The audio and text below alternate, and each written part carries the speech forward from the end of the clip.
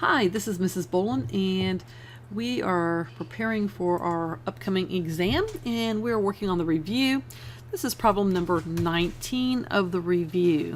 Whoops, I'm not sure why my ink is not picking up for me. There we go. So this is number 19 of the review, and it says solve the equation by completing the square. So we have x squared minus 6x is equal to 3. Now, my instructions that I taught in class tell you to always start with your equation in standard form, which would be ax squared plus bx plus c equals 0. But as you know, one of the initial steps of completing the square is that we move our c to the right hand side of the equal sign. So that has already been done for us here. So we'll just leave it in this form. And you'll notice also one of the beginning steps is that we have to have a coefficient of 1 for our x squared term. And you'll see that we also currently have a coefficient of 1. So by the steps that I've taught you, the first two steps are already completed. So now I have x squared minus 6x, and that is equal to 3. And I'm identifying that my b is equal to negative 6. Well, I want to take half of b, which is going to be negative 6 divided by 2, which is equal to negative 3. And then I'm going to take half of my b, and I'm going to square that. So that means I'm going to take negative 3 and I'm going to square it so that I get positive 9. Now I'm going to add positive 9 onto both sides of my equation. So I will rewrite it as x squared minus 6x plus 9 is equal to 12. Now we're going to take and put the left-hand side in the form of a binomial. And if we have completed the square properly, this will always hold true, okay? So we would write down a parentheses here and a parentheses here.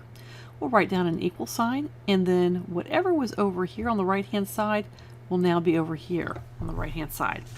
And then we will put a square right there. We will put an x right here, and then right in this empty spot right here we will put 1/2 b, and 1/2 b is negative 3, so we will put negative 3.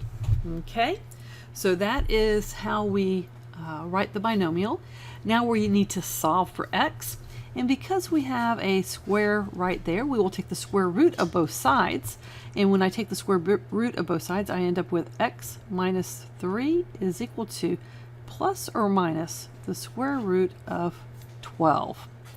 So then we'll add 3 to both sides, and I get x is equal to 3 plus or minus the square root of 12.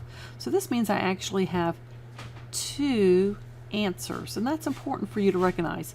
Sometimes students don't seem to recognize that I actually have 2 answers here.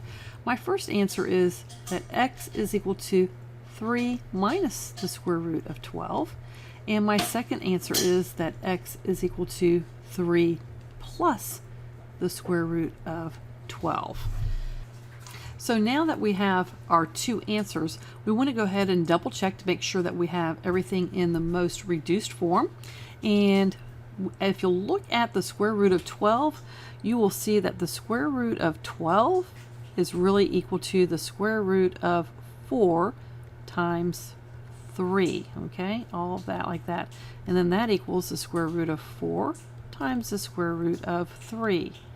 So that is equal to 2 on the square root of 3. So our final answer is going to be 3 minus the square, 3 minus 2 on the square root of 3, and then x is equal to 3 plus this, I did it again, tried to forget that too, 2 on the square root of 3. And That is our final answer. Let me know if you have any questions.